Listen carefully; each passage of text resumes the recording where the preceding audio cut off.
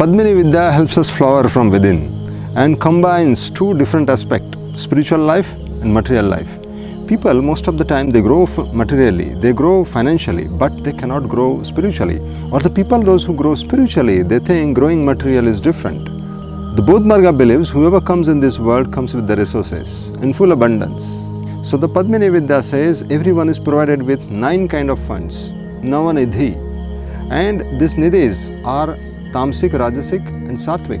How to convert our existing wealth into the Sattvic, how to grow financially, how to grow in success with the good karmas.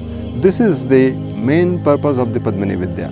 Once you have reached, once you have established your wealth and now you wish to grow spiritually, maintaining your the abundances, maintaining your the wealth, then the Padmini Vidya is something which we should explore.